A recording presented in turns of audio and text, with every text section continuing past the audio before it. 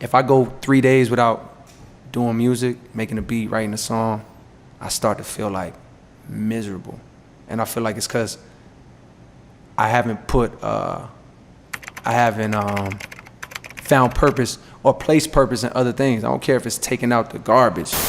Jermaine Lamar Cole was born on January 28, 1985, at U.S. Army Base in Frankfurt, then in West Germany. His father, an African-American soldier, left his mother, a white German postal worker, when Cole was a baby. She moved with him and his older brother Zach to Fayetteville, North Carolina, where the family lived in trailer parks as she struggled to make ends meet. I really have a lot of things you didn't know about the rapper J.Cole, and I'll get into all those details in the very hard early life of the rapper J.Cole. But before we get right into this video, if this is your first time on the Hip Hop X YouTube channel and you love staying up to date on the personal life of your favorite musicians or rappers, then go ahead and smash the like button on this video, drop a comment below telling me what rapper you want me to make a video on next, then finally, destroy the subscribe button and turn on the notification bell icon so that you'll get notified when we post more interesting videos like this one. And with that said, let's now dive deep into the hard and interesting life of the rapper J.Cole. His mom eventually remarried. Cole's stepfather was also in the army, and the family relocated to a nicer home. However, the marriage crumbled and the family lost the house as Cole was about to leave for college.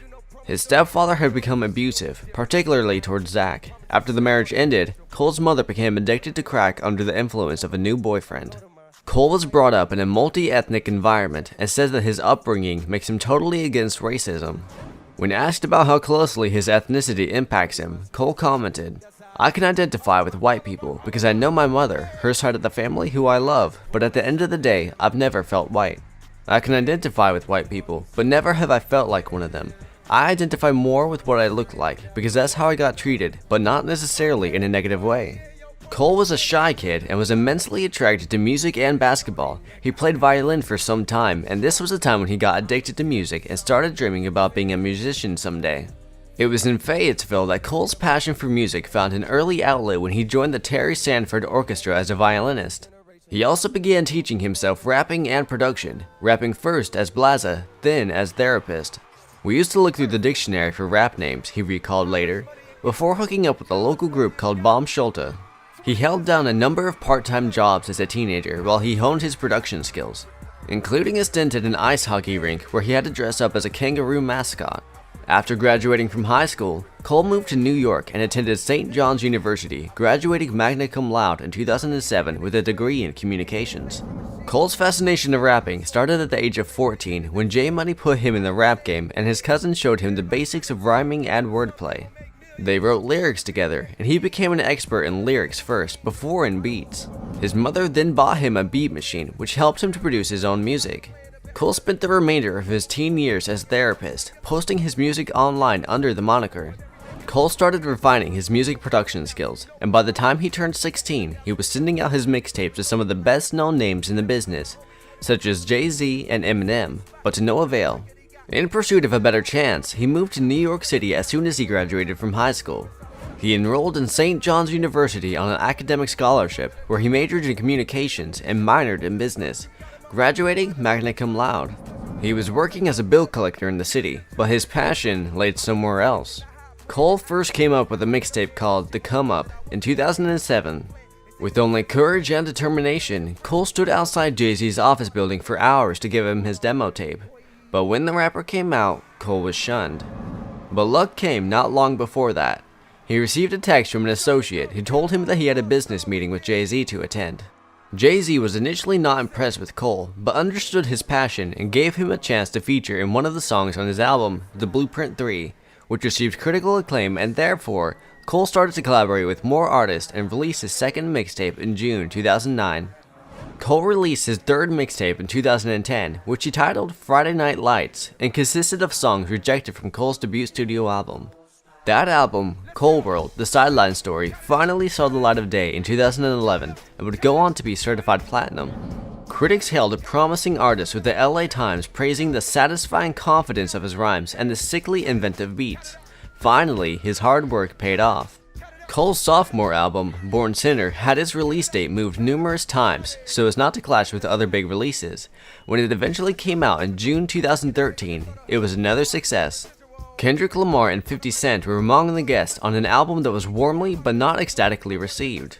With momentum building, 2014 Forest Hills Drive came out in November 2014 and premiered at number 1 on the Billboard 200, despite a lack of advanced singles or marketing. It won several awards, including Billboard Rap Album of the Year, and was later certified double platinum. This was impressive for an album that had no guest appearances, although some critics felt his political stances in real life were not reflected on an album that often strayed into sex rhymes. "It's time for the Cole who marches in the streets to start showing up on record," said Rolling Stone, referring to Cole's visit to Ferguson in August 2014 to meet those protesting the shooting of Michael Brown. His fourth studio album, For Your Eyes Only, came out just before Christmas 2016 and also went to number 1. Despite a minor controversy over what some saw as lyrical barbs directed at Kanye West and Drake, it was another guest-free set that found favor. The New York Times suggested that by freeing himself of the shackles of big-name guest stars, Cole could take his own artistic path, noting that the album feels as if it were made without the slightest concession to what's happening elsewhere in the genre. 2 years later, the rapper's audience eagerly welcomed the April 2018 release of his fifth studio album, KOD, which shattered Spotify's opening day streaming record en route to the Billboard's top spot. Days later, it was announced that Cole had become the first artist to debut 3 simultaneous singles on the Billboard Hot 100, with Kevin's Heart, ATM, and KOD's title track all surfacing on the chart. It will seem like the rapper releases a new album every 2 years. Who knows, that's probably why his songs always make wave. On June 16, 2020, J.Cole released his first song of 2020, Snow on the Bluff, a politically charged track released soon after the killing of George Floyd that led to disagreements and criticism from No Name and other rappers. Sit tight, we'll get into this in a bit. On July 23, 2020, Cole released 2 songs, The Climb Back and Lion King on Ice, which serves as the first 2 songs from his upcoming album, The Fall Off. The singles were released on promotional EP, Lewis Street. On December 29, 2020, Cole took to Instagram to post a photo where he documented a list titled The Fall Off Era. On the list, crossed out was Features and Revenge of the Dreamers 3. Also listed but not crossed out was 2 projects, The Off Season and It's a Boy, which he intends to release ahead of the fall off. The caption of the post read, "I still got some goals I gotta check off for I scram." From his post on Instagram, it will seem J. Cole is not slowing down anytime soon. Now that you know how J. Cole began his career into the music industry and where he is currently, let's talk about his controversies. It seems like a lot of rappers these days enjoy the attention. Rapper J. Cole and Bad Boy Records head honcho P. Diddy were both accused in the press of getting into an altercation with one another at an after-party for the 2013 Video Music Awards. Multiple media outlets claimed a scuffle took place between Diddy and J. Cole, which led to J. Cole being thrown out of the party. In one report, a source says the stars got into a heated shouting match after J. Cole appeared to be dancing a little too close to Diddy's girlfriend, Cassie. After words were exchanged, the report suggests a shoving match followed, and both entourages had to step in to keep things from getting worse. However, both Diddy and J. Cole took to their Twitter accounts to deny the reports, suggesting there was absolutely no altercation. However, it came to limelight that both celebrities were lying and something absolutely went down. Interestingly enough, it wasn't over Cassie, but actually over Kendrick Lamar. Kendrick Lamar and J. Cole aren't just peers, they are actually close friends too. It was also gathered that Diddy was very drunk at the time of the incident, but things popped off because he decided to walk over to Kendrick Lamar, who was next to J. Cole at the time, and confront the Compton MC over the controversial Control verse. It will seem like Diddy wasn't too happy with Kendrick calling himself the King of New York, so he decided it was best to actually confront him about it at the party. Sources say Diddy actually tried to throw a drink on Kendrick, but J. Cole intervened and both started to argue, which eventually led to their entourages getting involved to break up the screaming match, leading to a brief scuffle between both crews. Revolt TV posted a video of J. Cole and Diddy mocking their alleged brawl after meeting up on the 3rd annual iHeartRadio Music Festival in Las Vegas, September of 2013. Regardless of the truth, both men seem to be cool with each other today. In 2016, the re-release of J. Cole's music, Everybody Dies and False Prophets, caused a controversy as people assumed he was throwing shade at 2 of his colleagues in the music industry, Lil Yachty and Lil Uzi. After extensive deliberation on each individual he aimed loading clips at on the track, there's still a little controversy over who exactly Cole might have been referring to in one of the song's most infamous lines, especially the amateur 8-week rappers, Lil Whatever, just another short bus rapper. Well, it didn't take a rocket scientist to narrow it down to 2 millennial rappers who could be on the receiving end of the shade. While both rappers have designated their rap monikers with little affixes, their responses to the shade was nothing short of aware. Taking to Twitter in typical millennial rapper fashion, the vivacious purple-haired Uzi Vert absorbed the track as nothing more than another challenge of friendly hip-hop competition. "Heard some beautiful shit today," he wrote in a tweet, tagging Cole and tagging on a devil-faced emoji. Yachty, however, was seemingly unbothered by the shout-out. In fact, he questioned whether or not the Dreamville founder was even referring to him, seeing as though he's not little in terms of size. "It was cool," he said. "I don't listen to J.Cole." He went on to explain that he listened to the track only because news of the alleged diss was flooding his timeline. "I listened to it and he said little, and I'm not little. My name has little in it." Since J. Cole didn't reply to any of his colleagues, we will assume the line is mere words, with nothing directed to anyone. He was also said to have been dissing popular rapper Kanye West in his song False Prophets, with lyrics like, "Life is a balance, you lose your grip, you could slip into an abyss. Ego in charge of every move, he's a star, and we can't look away due to the days that he caught our hearts." In an interview with Angie Martinez, J. Cole revealed that after several reports claimed that Kanye West believed that he was dissing him in his music, he reportedly called him. Unfortunately, the conversation didn't stay private, as Kanye screenshotted the call and uploaded it on Twitter. "He called me, but I would have never posted that or tell him to post that," he said. Further into the discussion, the rapper discussed his 2016 record, False Prophets, and commented on whether the single was solely aimed at Kanye. While he admitted that one verse definitely applied to the Chicago native, Cole said he was speaking to fans idolizing all celebrities. Fast forward to 2018, Lil Pump teased a song in April which he titled Fuck J. Cole, which was why when KOD was released in that same year, it stirred much attention with the closer 1985. The song, which is more or less a blanket statement for rap's new breed, sent investigators down a speculation rabbit hole in search of the identity behind his unnamed target. Of course, that trail led right to Lil Pump, who has been trolling Cole since 2016. Since then, the two have whisked even the slightest idea of a rift. If that wasn't enough, a snippet of what appears to be an interview between the two has since hit online, once again downplaying for what it's worth a beef. But the two have settled their issues as Lil Pump was seen dancing to 1985 when J. Cole was performing during his Rolling Loud festival in Miami in May of 2018. Also, they both had an interview where they stated there was no bad blood between them. 2 years later, in May 2020, when the world is mourning the death of George Floyd, rapper No Name put up a tweet where she panned rappers who acknowledge the struggles of black people but are yet to speak on any of their social media platforms regarding the protests of Black Lives Matter. As usual, fans assumed their tweets were directed at Kendrick Lamar and J. Cole, who were yet to post about the protests. In June 2020, J. Cole released a song which he titled Snow on the Bluff. Lyrics from the song seem to address a tweet that has since been deleted by fellow rapper No Name, who was calling out other artists for not doing more. Some of Cole's lines were, "My IQ is average, there's a young lady out there, she way smarter than me, I scrolled through her timeline in these wild times, and I started to read, she mad at these crackers, she's mad at these capitalists, mad at these murder pleas, she mad at my N-words, she mad at our ignorance, she wear her heart on her sleeve. She mad at the celebrities, low-key I be thinking she talking about me." Though Cole never refers to No Name directly, many listeners saw the lyrics as a direct shot at the Chicago MC. In Cole's statement, he addressed those accusations.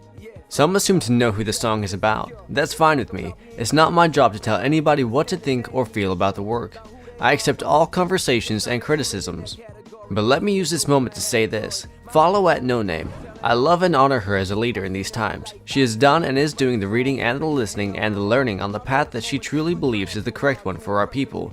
Meanwhile, a N-word like me just be rapping. 2 days after J. Cole's release, No Name released a song which she titled Song 33.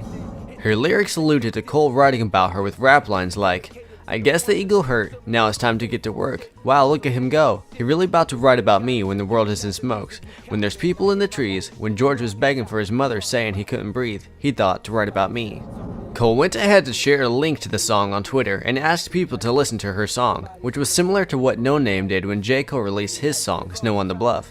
She tweeted Queen Tone on her handle, make reference to a lyric from the song. At the end of the day, it will seem like celebrity beef seemed to be a deliberate act on the part of the rappers to stay relevant in the industry by making their fans busy and talking about them. Before we go into the business life of J. Cole, his career profile I stated above will not be complete if I do not mention and recognize the awards he has won. J. Cole has been nominated for various awards, and he has also won himself a few. He has won several BET Hip Hop Awards for categories such as Best Mixtape in 2011, Impact Track in 2013, 2015, and 2019. Best Live Performer in 2014, Album of the Year in 2015, Lyricist of the Year in 2018, and Sweet 16 Best Featured Verse in 2019. He has also won Billboard Music Award for Top Rap Album in 2014 and the Grammy for Best Rap Song in 2020. When J. Cole is not in the studio recording, he doubles as a businessman. Let's have a look at some of his business deals. He runs the Dreamville Records label with his former St. John's University classmate Abraham Hamad, releasing music by up-and-coming artists including Omen, Bass, and Cause. The label shares a name with his Dreamville Foundation, a non-profit Cole established in his hometown. Set up to bridge the gap between the worlds of opportunity and the urban youth of Feudsville, North Carolina, it runs a series of events and programs including a reading club and essay contests. In 2014, Cole purchased his childhood home in Fayetteville, North Carolina for $120,000 through the Dreamville Foundation. The home had been repossessed from his mother years earlier, while Jermaine was attending college in New York. His plan is to turn the house into a homestead for single mothers and their children to live rent-free. It's actions like this that have made him a rapper that even presidents can praise. In 2015, Project Painter, the business owned by Jay-Z, who is J. Cole's mentor, acquired Aspero, the owner of the music streaming service Tidal. J. Cole is a minor shareholder of these services alongside 15 other artists, including Alicia Keys, Kanye West, Beyonce, Rihanna, Madonna, Nicki Minaj, Daft Punk, and deadmau5. Cole was invited to the White House to meet Barack Obama in spring 2016, something he rapped about on the track High for Hours. Obama later commented, "This is the benefit of having teenage daughters. I actually keep up. I love J. Cole." Endorsements don't come much bigger. In 2018, J. Cole announced the Dreamville Festival, the festival featuring local music, culture, food, and art, and also includes a mix of up-and-comers and national acts. The event is expected to be an annual event. However, in the wake of Hurricane Florence, the event was postponed from its original date. The festival was rescheduled and held at the historic Dorothea Dix Park in Raleigh, North Carolina on April 6, 2019. The Dreamville Festival plans to donate proceeds to the Dorothea Dix Park Conservancy and the Dreamville Foundation. Aside from his business in the world of music, J. Cole announced a multi-year footwear and apparel partnership with Puma as an ambassador for the brand in February 2020. He is involved in product creation, marketing campaigns, and cultural guidance. Also in 2020, Puma and J. Cole released their debut collaboration shoe, the Puma RS Dreamer. J. Cole had the following to say about the new release.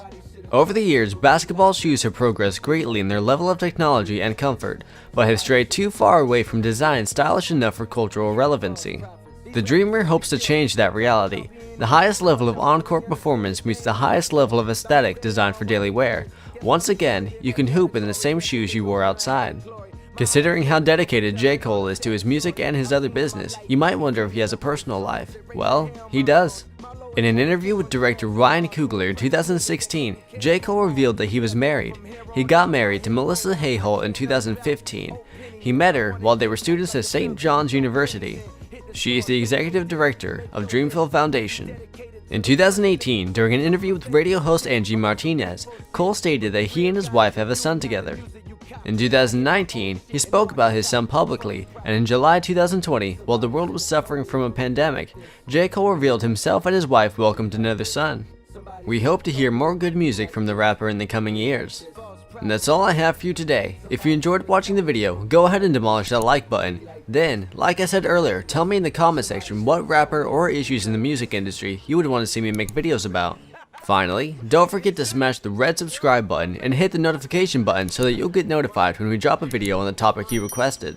With all that said, I'll see you in the next video. Let's go!